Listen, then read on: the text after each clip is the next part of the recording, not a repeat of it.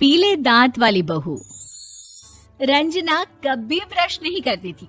उसे कितनी बार उसके माँ बाप ने डांटा, लेकिन उसका कोई असर उस पर होता ही नहीं था, जिस कारण से उसके दांत पीले पीले हो जाते हैं। शादी के बाद अरे बहू, वैसे तो तुझ में कोई कमी नहीं है, पर तेरे दांत इतने पीले कैसे हैं बेटा? कैसे मतलब? कोई सर्जरी थोड़ी ना कराई है। वो तो क्या नाम, मैं ब्रश नहीं करती थी तो पीले हो गए। अब क्या करूं? आप कहें तो लाल करवा लूं या फिर काले? यार ये क्या है, क्यों माँ से लड़ रही हो? लड़ रही हूँ? अरे मैं लड़ रही हूँ या ये बोल रही है कि दांत पीले हैं, पीले। अरे तपस्या थोड़ी ना की है इन्हें पीले करने के लिए। बकायदा ब्रश नहीं किया है 20 साल तक, तब जाकर। छी, कैसी बात कर रही हो? ये उस वक्त तो पीले नहीं थे जब हम लोग तुम्हें देखने आए थे। अरे तब साफ करवा लिया होगा डेंटिस्ट के पास जाकर। अब देखो कैसे पीले पीले लग रहे हैं। रंजना सास की तरफ गुस्से से देखती है। फिर शुरू हो गई पीले पीले पीले। अरे पीले तो तब भी थे जब मेरे हाथ का रसगुल्ला उड़ा उड़ा कर खा रही थी और बोल रही थी, लड़की नहीं गुणों का खजाना दे रहे भाई साहब आप। खैर, अब वो लोग करते भी तो क्या करते, पीले दांत वाली बहू पल्ले पड़ी थी तो झेलना तो था ही। एक दिन कीर्तन में रंजना गाना गा रही थी। अरे कमला बहन, माँ का द्वार है, यहाँ तो सब शुद्ध होकर आते हैं, फिर अपनी बहू को ब्रश भी नहीं करवाती तुम। दूर से पीले पीले दांत भक्ति में बाधा उत्पन्न कर रहे हैं। अरे कोई 2 साल की बच्ची थोड़ी ना लेकर आई हूँ मैं बहू बनाकर। अच्छी खासी लड़की है, अरे कैसे करवाऊं ब्रश? ये तो उसे खुद करना चाहिए ना। अब माँ बाप तो इसके जैसे तैसे निपटा दिए, ये नहीं सोचा कि सास कैसे संभालेगी। सास बहू को लेकर घर आ जाती है, लेकिन सोच लेती है कि अब इसे लेकर कहीं नहीं जाएगी। अगले रोज बहू कहती है, अरे क्या हो गया, मंदिर नहीं जाना क्या? कीर्तन का वक्त हो रहा है।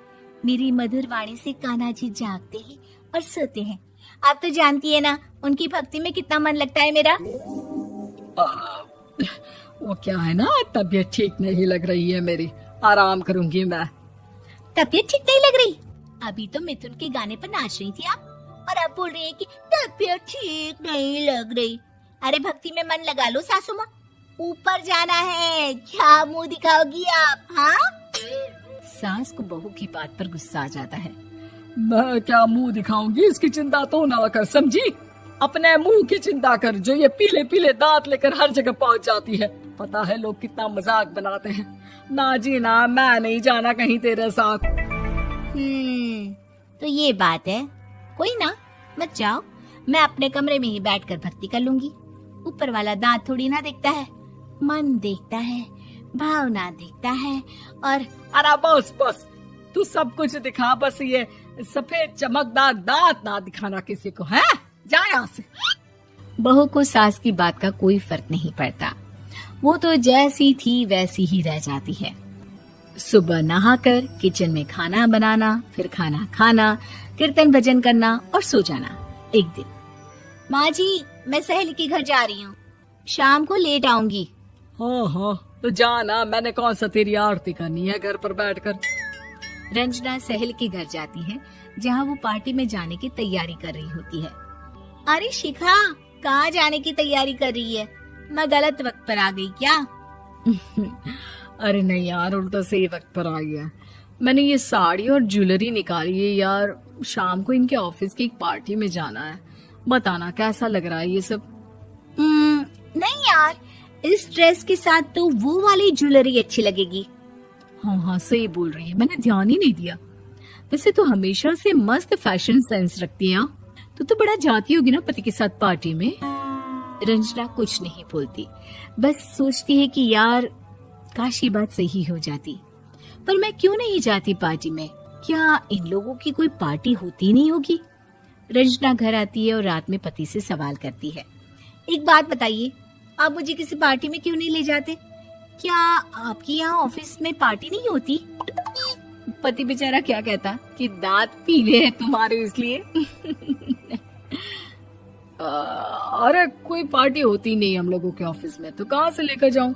और मार्केट, मॉल, कहीं वीकेंड घूमना, कहीं तो। अरे यार, सारे हफ्ते में एक छुट्टी मिलती है, तो सोचता हूँ कि आराम ही कर लूं। क्यों?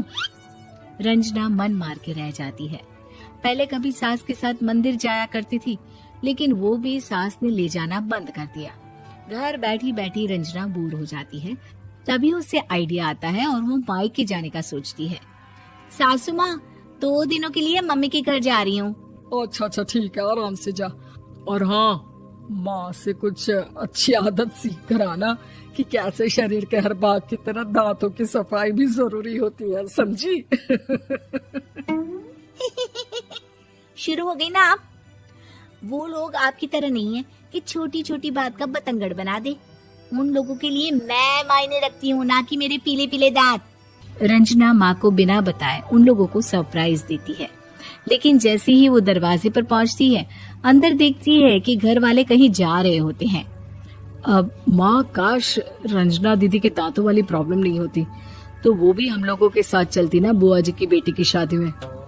हाँ बेटा, लेकिन अब उसे कौन समझाए कि उसको उसके पीले दांत नहीं दिखते, लेकिन उसके आसपास के लोगों को कितना एम्बैरेसिंग फील कराते हैं। मुझे तो कितनी बार उसके स्कूल की टीचर ने शिकायत की कि उसके साथ कोई लड़की बैठना भी नहीं चाहती, और ना ही कॉलेज में कोई उससे बात करना चाहता था। लेकिन पता नहीं क्यों उसे ये बात समझ में ही नहीं आती। कोई कमी नहीं है उस लड़की में, बस यही कि दांत पीले हैं। वो तो भला हो जीजा जी और उनकी माँ का, जो दीदी को जैसी है वैसे ही रखा हुआ है। रंजना को अपने घर वालों की बात सुनकर बहुत दुख होता है। वो सोचती है कि वो क्या करे, लेकिन फिर वो सीधा डेंटिस्ट के पास जाती है, अपने दांत चमकाती है और कसम खाती है कि वो रोज ब्रश करेगी। अरे क्या हो गया? तुम तो 2 दिनों के लिए गई थी ना, पर कोई ना, अच्छा है, चलो आ गई तो। रंजना सास के सामने आकर खड़ी हो जाती है और पूरी स्माइल करती है, उसके चमकदार दांतों को दिखाती हुई। हैं? चले मंदिर। माँ, मुझे माफ कर दीजिए, मैंने आप लोगों को बहुत एम्बैरेसिंग फील करवाया। मैं आज से रोज ब्रश करूंगी।